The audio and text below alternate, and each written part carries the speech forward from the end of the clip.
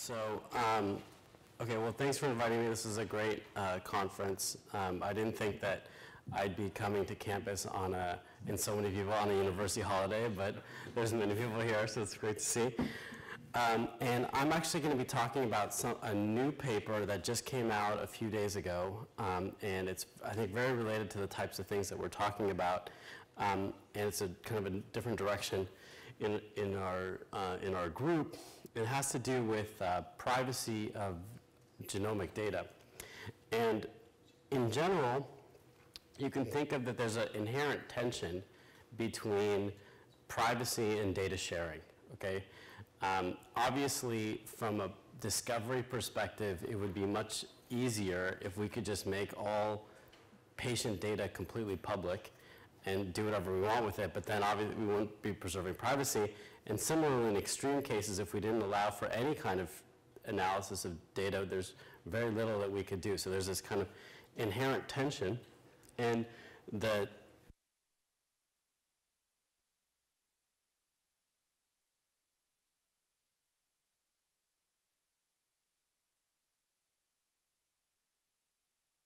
use of data. And there's really two kind of ways that people restrict it. One is that they don't actually allow, they control access to the data. And then similarly, even if you grant access to the data, you kind of require that the data is either analyzed only somewhere, and there are some examples of that. We heard this here. Or you make the user, whoever gets access to the data, agree that they would only use the data in a certain way. And so what I'm going to be talking about in this talk is kind of an alternative approach, which is that we can use a technological solution using cryptography to kind of allow for, kind of moving away from this paradigm. And so this is a new paper that we just published in Genome Research. It actually, I think it's just the preprints online, but the paper, I think, coming out in April. And this paper is about really a way that we can identify kind of genetic relatives without compromising privacy. So the question is, why do we care about identifying relatives? That's not, we're here in this conference, we're talking about much more important things related to health, but the real reason why we chose to work on this problem is because this is a real extreme problem in data sharing. Essentially, when you want to identify relatives, you need to have pairwise sharing of genetic information. And also, the results of the analysis actually have to go to the actual individuals. So this is kind of an extreme example. And so I'm going to describe our technique, which allows for this kind of private pairwise sharing. And but that real idea behind this work is that this can potentially lead to, like this representative what could lead to kind of like other scenarios of data sharing can be more relevant to health issues. Okay, so now I'm going to try to go through how our technique works and understanding that this is an extremely broad audience with various technical backgrounds, so we'll just kind of see how this goes. Okay, so here's the basic idea. So here's myself and two of the co-authors on the paper. And let's say hypothetically, we want to identify who's related to who genetically. Okay? So, and let's just say for the purposes of this example, these two students are related to each other. Okay? And I'm unrelated to both of them, okay? So how could you identify kind of these genetic relationships? Well, if you have, let's assume also that each individual has access to their own DNA sequence. And if one way you could identify two individuals are related is that you can just compare the DNA sequences. The reason is because we obviously share DNA with our relatives, and pretty straightforward analysis if you kind of count how many segments of the DNA between individuals kind of match, okay? That's a kind of a pretty accurate way to measure relatedness. So in this case, for example, these two students share actually 3 out of the 4 segments are exact matches, while I only share 1 segment with each of those 2 individuals. And so, based on some, and this actually kind of approximates this amount of what's called identity by descent, which measures relatedness. And so this kind of just looking at kind of segment exact matching is not really the best way that you can identify relatives. You can do a little bit better, but it's actually a reasonable approximation. And so this is kind of what we're going to assume is relatedness. Okay, so again, this obviously involves individuals having their genomes and also comparing their genomes with each other.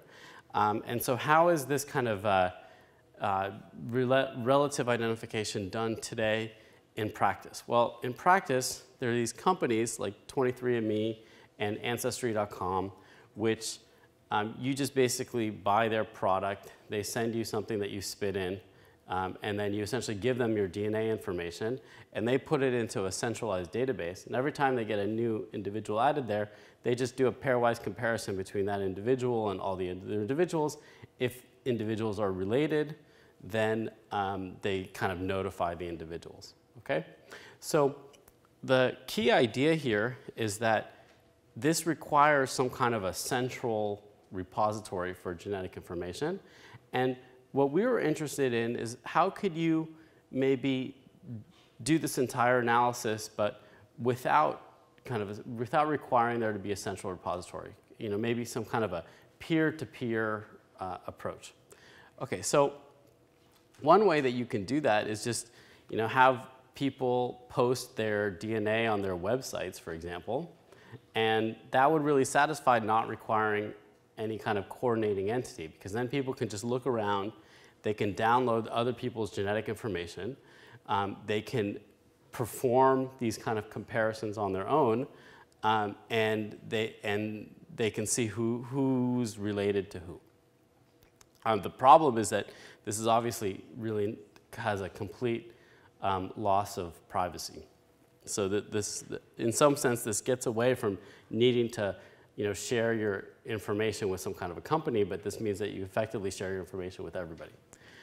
So this is what our approach. So the key idea is that instead of sharing your DNA, your complete DNA on your website, you instead share an encrypted version of the DNA. And then I'm going to talk about how that works. And individuals then use this public information, which is kind of released, plus their own private genetic information to understand if individuals are related. And the revealed information, this what people post publicly, doesn't really expose anything about their own genomes. So that's the idea. Let me show you this in the picture. So each individual, again, has their own genomes, which they keep private. That's a key distinction. And publicly, they release some kind of encrypted version of their information. And then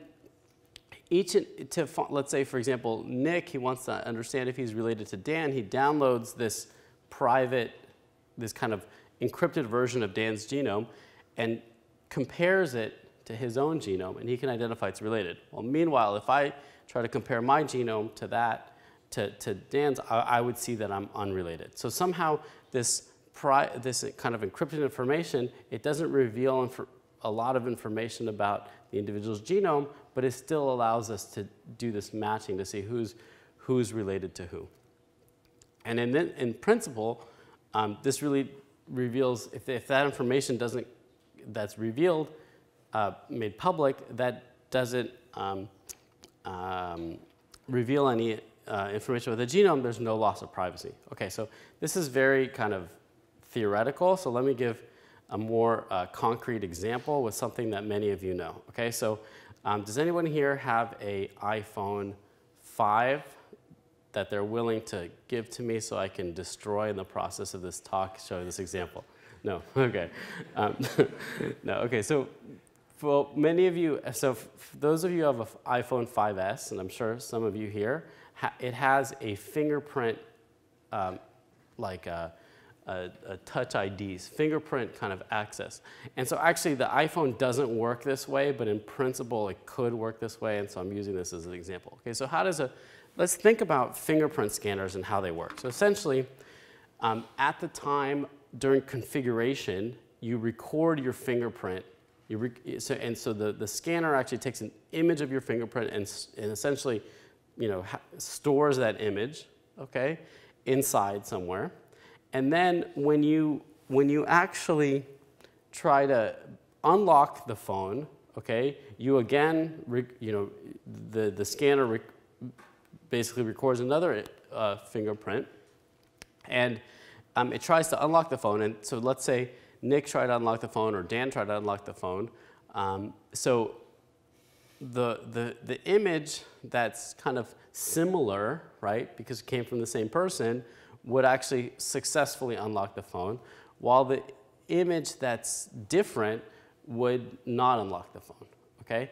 And of course, because remember, every time you actually put your finger on the scanner, you get a slightly different image. So this kind of algorithm is able to match, it doesn't require an exact match, but it can take some kind of a similar match in order to identify the phone. So this would be fine. So one possible way is that this could work is that if the phone actually stored the image of your original fingerprint inside the phone, okay?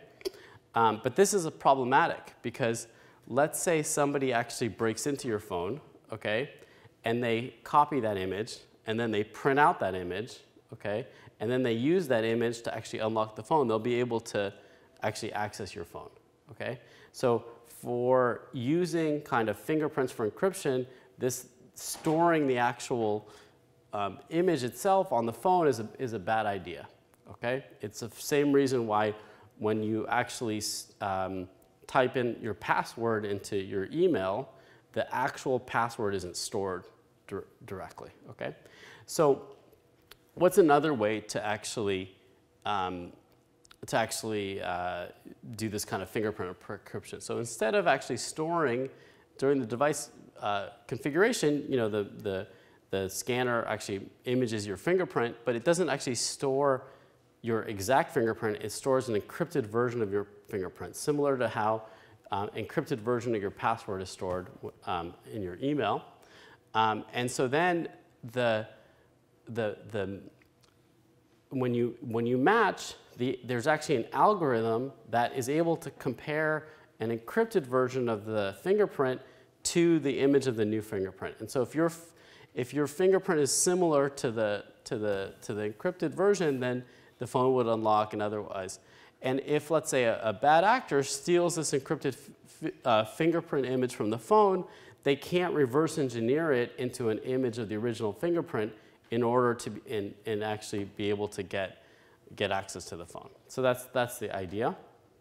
And so now let me show you how this relates to the genetic information. So let's say here you can think of the original fingerprint that's recorded as the original individual's DNA sequence, okay? And what's then released publicly is this kind of encrypted version of it, okay? And we're going to call that as a secure genome sketch, and that's what's made public. And then individuals will similarly, just like they would compare a fingerprint to the stored encrypted one, they would compare their genomes to this kind of like secure genome sketch, and if it would match, then they're related. Why? Because similar to how the new image of, like if you have two fingerprint images from the same person, they're more similar to each other. Similarly, individuals who are more related to each other have more similar genomes, right? And if they're unrelated, they don't match. So the key idea is that this kind of close enough match is really tied to the kind of threshold between relateds and unrelated individuals. Okay, so now let me try to explain a few technical slides on how our scheme works. So here's the basic idea. So we first take the DNA information and then we essentially encode it as a binary string, okay?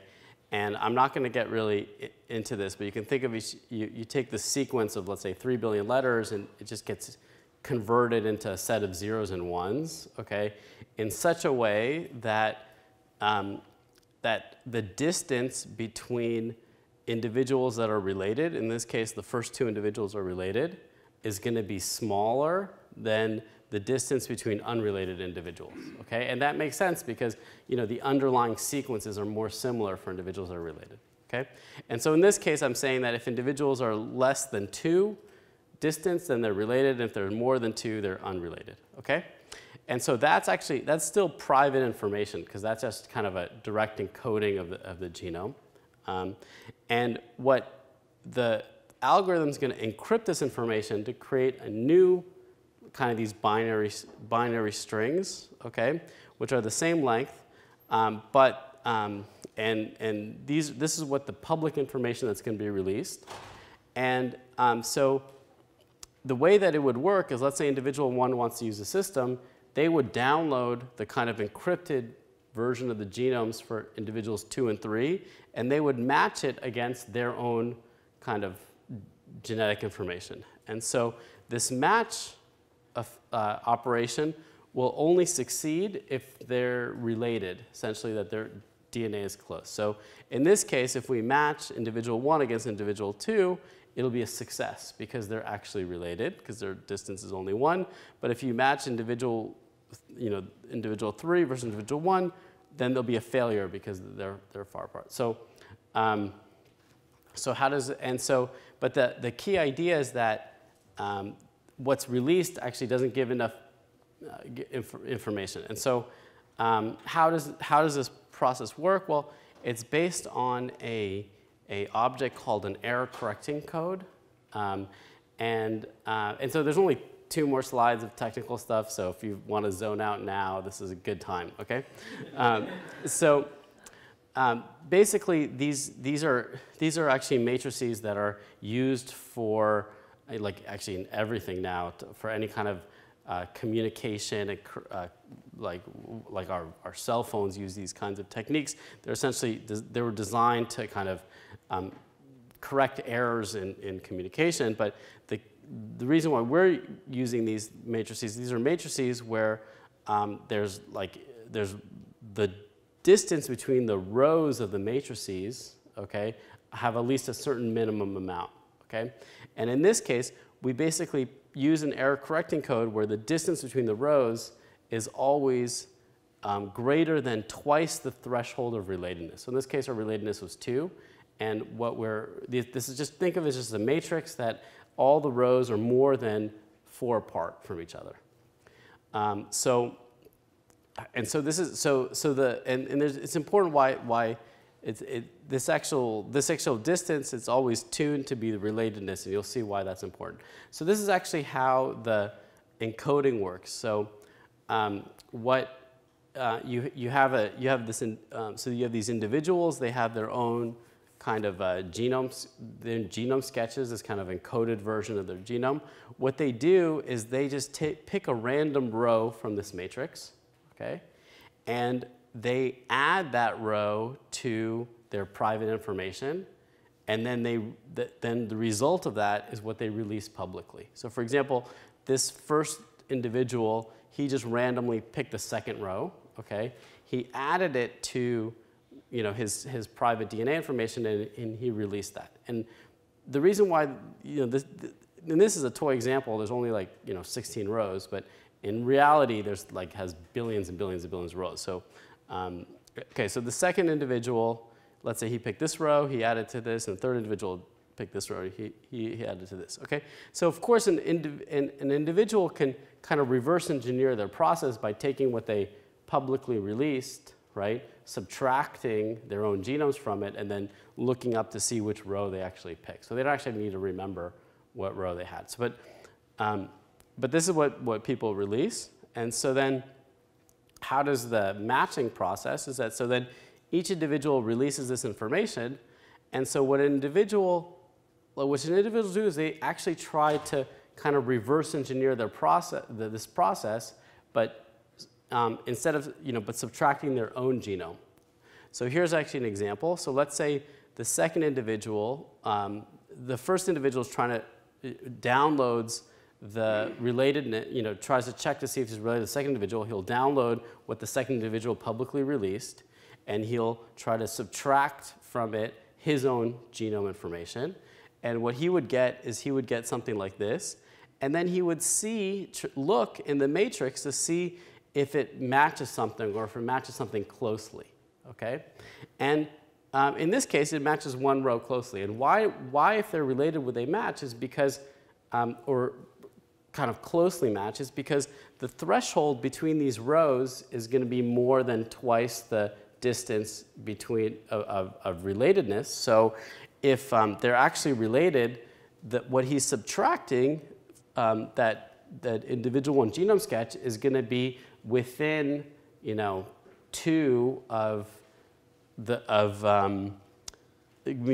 two of what the original individual 2 used to get that row. So for that reason, there'll be kind of one row.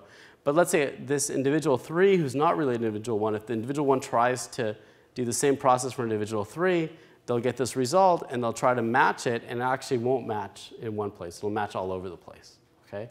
So in some sense, that there's kind of an ambiguous decoding which identifies a lack of relationship, okay? So that's the basic idea of how this method works. And so why is the scheme secure? So this is like a very cartoon example, and there's more details here, but the intuitive idea is that you can think of that there's a total amount of information in the genome, and that can be measured somehow, okay? And then there's and there's some amount of information that's publicly released, and if this difference is kind of how much kind of information is still unknown to the individual that's trying to recover this. And if that's a large number, then that's kind of the protocol secure. So the weakness of the current scheme, the one that we published, is that if individuals are related, they can actually infer a lot of information about their genomes, like what actually segments they share. But I mean, we thought about this and we realized that, who really keeps secrets in families anyway? So, how important is that, right? So actually, that's not true. We're actually trying to extend the scheme to avoid that, right? So, and we apply this on real data, so on some public data sets. We wanted to apply our methods to data that other people can get very easily. So we looked at some HapMap data, and so HapMap data was actually collected in mother, father, child trios, and so we could test to see if we could find related or unrelated pairs, and so we just had these assumptions that individuals access their genome, and then we basically identify the relatives without releasing information. And so this is actually what it looks like if you look at kind of how much sharing there are between individuals. The related are obviously much closer under our metric, and so we're able to do that. And then we even were able to look at more, and so we basically, with like a thresholds of like 300, we're able to distinguish these. And we looked also at more distance relationships in the 1,000 genomes. It's because when they collected the 1,000 genomes, they assumed that all the individuals are unrelated, but when they actually measured their genomes, they found that there are a bunch of more distant relationships, like cousins and things like that. So we're able to recover all of those. Yeah, so this is actually it's kind of a collaboration of my lab with and students were Nick and Dan, and also Farhad and Joanne, who I think are here today, and as well as a collaboration with two of the cryptography faculty at UCLA, Amit Sahai and Rafael Ostrovsky, and Akshay, who is a student in that group, recently graduated. And so we have some information about this on our website, and also this was supported by the National Science Foundation. Thanks.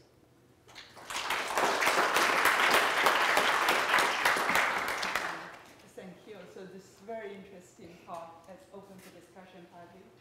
So you mentioned that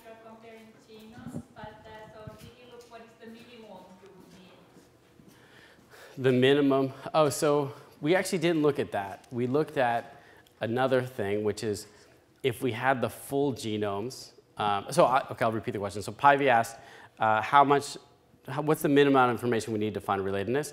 And so we actually we did something the opposite. We looked at full genomes and found how distant we could find. And I think it was like fifth cousins, fourth cousins. Farhad, do you remember? Like fourth cousins? Fifth cousins. So we could find like fifth cousins, right? The only problem is that since you can recover people's information completely if you're related, so then since we're all fifth cousins, you know, to somebody here, then you know, there's a trade-off. But we didn't look at what's the minimum amount of information you need. Like you're saying that do you need only like 100 SNPs or something like that? We need a lot of information, a lot of SNPs in order to keep it secure. So that's it. So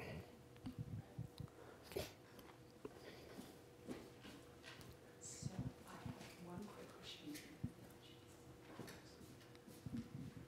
So with this model, can you completely decode a genome, say you're related to someone else, and you could just sort of zone in on that specific matrix row, and then you can say, oh, they're using that kind of encryption, and then just... So actually what you get is you could find out exactly what segments you share with them and find their sequence, right? And so, but then if you really are, like, you could also in principle take all the publicly available genomes, right? And try to use that to see if they're related to any of those and then find all those segments too. So yeah, so there's some work to do, yeah, to kind of avoid being able to do that.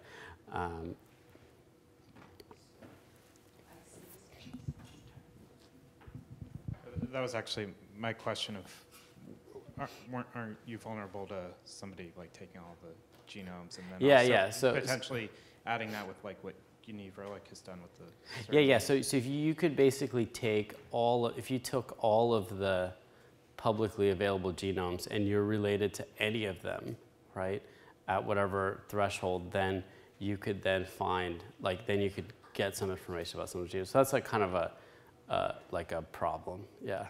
So that's future work, yeah. So. So I'm going to take one more question and have to ask the others to talk to Eleazar after.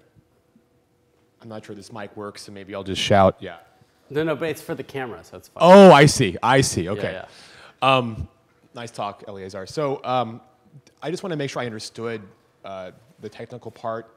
So is the implication of this that your resolution of how similar you can say two individuals are is fundamentally limited? Because if it were too good at matching individuals, say distinguishing between siblings versus cousins versus generally related in the same race, right? I mean, where is the resolution? Because it seems like the better it gets, the easier it's going to be to reverse engineer the process, right? Yeah. So the scheme has to specify the threshold of relatedness, right, in kind of advance when you're doing the encryption, okay?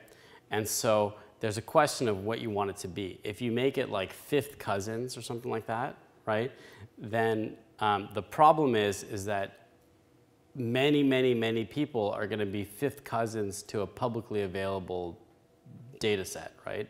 So the issue isn't, the resolution is pretty good, and probably if we even have rare variants and stuff like that, we can even go farther in terms of like making it secure. The problem is that there's going to be a public, all of us are like 10th cousins to everybody, right? So at that level, you're not really that, like, the method is working in the sense that it can distinguish between those two cases, but then everybody's related, right? So then you're not distinguishing anymore. Does that make sense? I think it does, but it also has a limit on the other side. So if this thing were too good, if this thing only returned a match if it was the identical genome. Oh, sure. Then I think you'd have a problem as well. Well, yes. Reverse engineer it. Well, no, you couldn't reverse engineer it either, because then you could think, let's look at that case. Let's say you're you're requiring exact matches, like a complete identical twin. That's the same as you could just think of it like you're matching a password, right? So like when you think about how a password works, it requires an exact match, but you know whatever you get the encrypted, you can't reverse engineer it. Does that make sense? So it's great discussion. I really feel bad to say that could we continue it in the coffee break outside, but we have one more really, really good talk to hear from Yixing next. And let's give Eleazar another round of applause.